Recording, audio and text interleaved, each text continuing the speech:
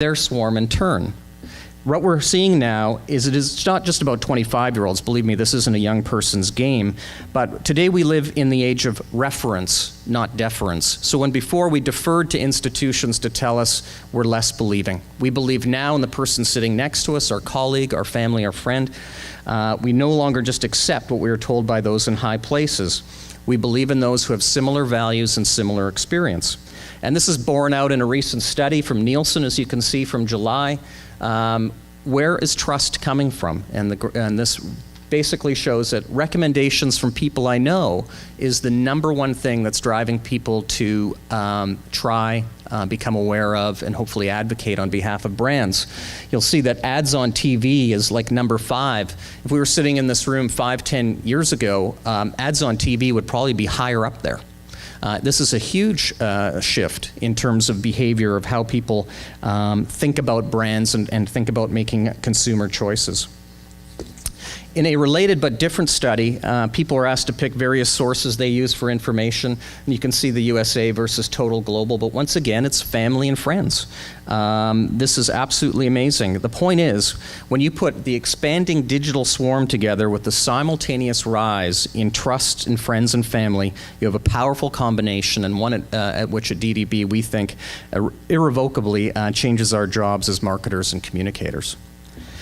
We all know that traditional advertising has largely been based on what we call the old herd mentality. We broadcast it out through TV, through print, through radio, and we hoped that a subset of that group that was inundated with this would twig to our messaging and potentially try things. Now, I'm not here to talk about the demise of traditional media like television. We actually believe there's going to be a place for television and for other the traditional media for a long time to come. It's all about a great integrated marketing mix. But what I'm here to talk about is really that we've seen a change in how we have to market. Not only do we have to take into account the swarm, but we have to take into account the herd. It's passive, it lacks intelligence. We still need to market in a way to it that takes that into account. But on the other hand, the swarm is about actively sharing intelligence, and that's a huge distinction. Because the thing is, while you can lead a herd, you cannot lead a swarm. You cannot issue instructions to a swarm. A swarm is not an audience in the traditional sense, and it is not looking to people like us for guidance. Peer communications, localized information, that is what matters to a swarm. So we as communicators need to get behind that and figure out how to make it work for us. Now, what this implies is important. Forget the idea that digital is the new media. The real new media today is you and me.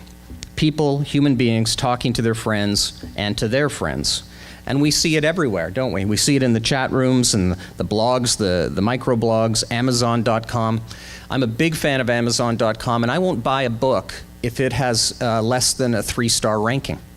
And that's not me listening to the New York Times book review, though that does influence me. But I'm more interested in the 25 people who have reviewed the book and given it a star rating and talked about it, because I think those people are somewhat like me. They're reading the book, they don't want to waste $40 on a hardcover, and they put a review up there that does influence me. And interestingly enough, in terms of purchases and being compelled or influenced by peers, there's a site that's dedicated to this. I don't know if you've seen this, allconsuming.net. It's everyone talking about the stuff they're buying, reading, eating, drinking, listening to, and watching. Obviously, we all like to have these highly engaged human communities, these swarms saying good things about our brands and our products. The question is, how do you get them to do that? How do you get the swarm to your product? And to me, the answer is influence. While you cannot lead a swarm, you can, however, influence it. In fact, I believe that influence is one of the most valuable assets a brand can have now in this networked world.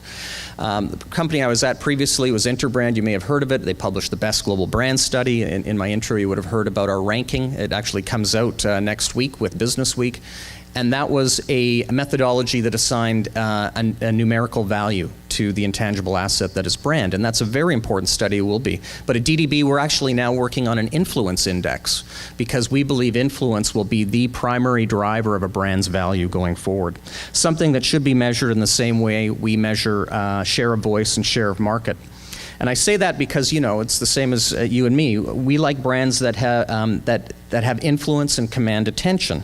They are the ones that you like to wear on your shirt. They're the ones you wear on your head, potentially. You become such a brand advocate. I lost that ability about 20 years ago with my hairline.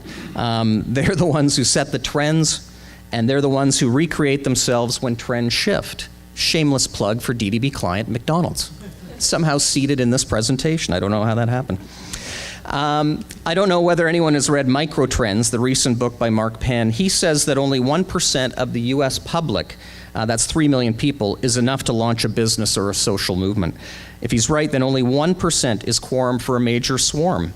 And, but you know, who are these 1%? Perhaps more importantly, how do we influence them? It starts with accepting a basic principle of swarm communications. Success or failure is all about flocking and fleeing. It's about whether communities are attracted to your brand or running away from it, and that has a lot to do with perception, how you are perceived. Do people see you as a predator, or do they see you as a peer? If you are a peer, you have credibility and influence, and as the word spreads throughout the swarm, people begin to flock to you. You gain greater influence, and therefore more and more people seek you out. Never was this more true than our launch of the Body Groomer, men's hair removal product by Philips. Not only did we speak to men, but we spoke to them on their terms. And this, you know, in advertising, you get a brief from your client, and you're asked to solve this very interesting question, this business challenge from an advertising or communicating perspective. And if you can imagine, the brief was basically for a product that was for men to shave everywhere from the neck down. So very dicey, and Philips is, you know, known as a conservative type of brand, but they were willing to let us play around with that. So let me just show you this video, once again, taking a product that was all for men's grooming from the neck down. I was a lonely, hairy man. My life was second rate. And on a scale from 1 to 10, my naked body was a 4.8. It's so hard to be a Don Juan when you got a chinchilla wrapped around your... So, you know, traditional in some sense. It seems like a 30-second television ad, but it was done online because you couldn't really get that dicey on television. Our brief was to sell about 150,000 units of that. It's since sold about 600,000. And what happened, it went viral, and this guy, this, you know, no-name actor became quite popular, and he put out music, and all those certain things happen. So, you know, you're seen as a peer. This was men correcting men's hairy issues, so it was seen as quite fun.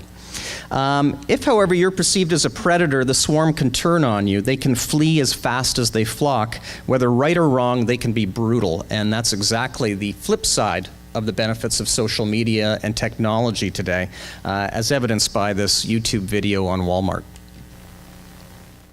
It is difficult raising 5 boys, so it was a happy day for us when Jose began to work for Walmart.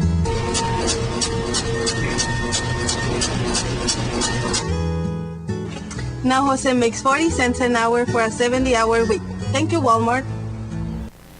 So a little bit of a social commentary about their labor practices. And do we know if it's true or not? We really don't. But it's up there. It's getting, in this case, 25,000 views, and it's eroding all the equity in the Walmart brand, at least from a labor perspective. So whether you like it or not, you cannot fake a brand. Today more than ever, authenticity is everything. Every touch point, every interaction influence whether your brand is accepted or rejected, whether the swarm flocks or flees. And every day in every way you are being appraised. The swarm is a modern day big brother watching you, taking your measure, and evaluating your intentions. So back to this, how do we influence the swarm there in a positive way? And we believe it takes place in 3 ways. Conviction, collaboration, and creativity. So let's start with conviction. At my alma mater, Interbrand, we believe that behind every great brand is a great idea. It was our mantra.